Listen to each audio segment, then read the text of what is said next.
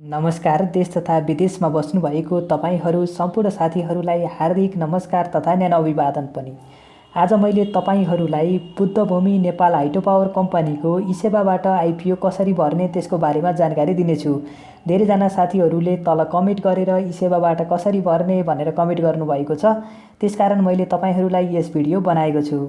र तपाईहरू यदि नुवाकोटवासी स्थानीय बासिन्दा हुनुहुन्छ, नुवाकोट जिल्लाको तपाईसँग नागरिकता छ अथवा नुवाकोट जिल्लामा तपाईको बिए भएर बिए दर्ता छ भने तपाईहरूले इसेवाबाट भर्न सक्नुहुनेछ।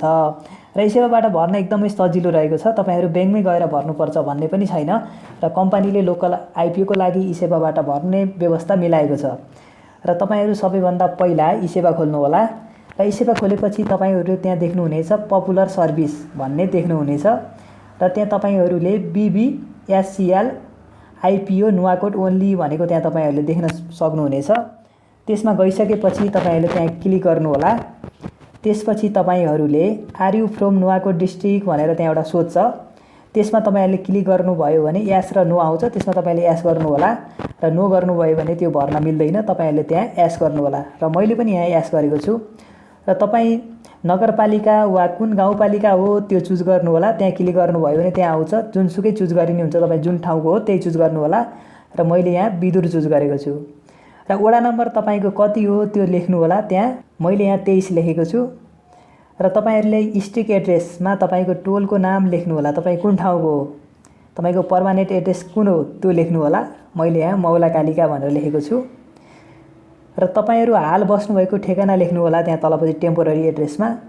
यहाँ मैले काठमाडौँ महानगरपालिका 23 लेखेको छु र तपाईँ जहाँ बस्नुभएको छ त्यहाँ त्यही नै हाल्नु होला, केही फरक पर्दैन।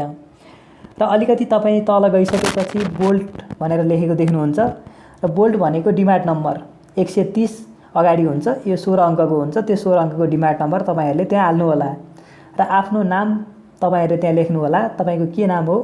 त्यसैगरी तलपट्टि मोबाइल नम्बर तपाईँको आफ्नो राख्नु होला। त्यसैगरी त्यहाँ तलपट्टि तपाईँले देख्नुहुनेछ नागरिकता नम्बर लेख्नु होला, तपाईँको नागरिकता नम्बर। यदि तपाईँले बच्चाको भर्दै हुनुहुन्छ भने जन्म दर्ताको नम्बर लेख्नु होला।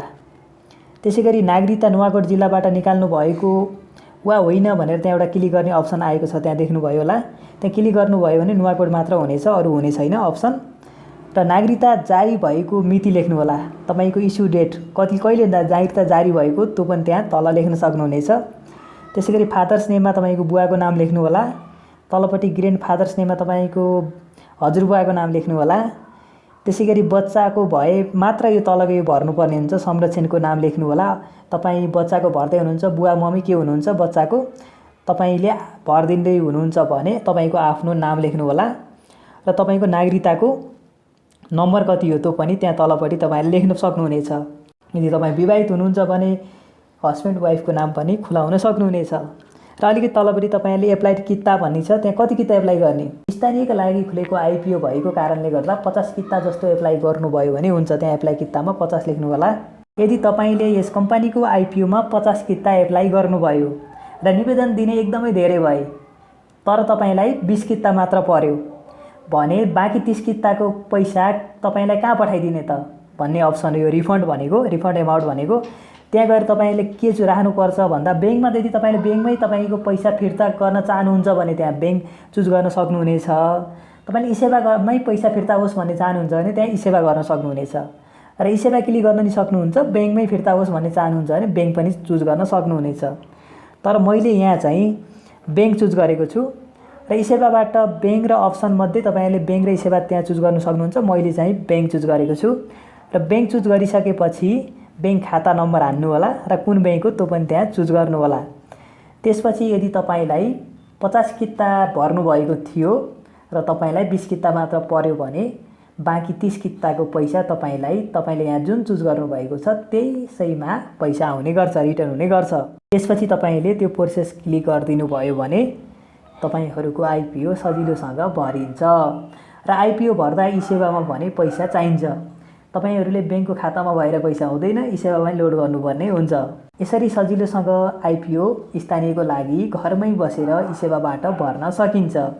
र र आगामी दिनमा पनि सेयर बजार सम्बन्धी तपाईँहरूलाई म विशेष गरी नयाँ नयाँ अपडेटको साथ उपस्थित हुने नै छु। त्यति बेलासम्मका लागि बिदा हुन चाहन्छु। तपाईँहरू सम्पूर्णको जय होस्, नमस्कार।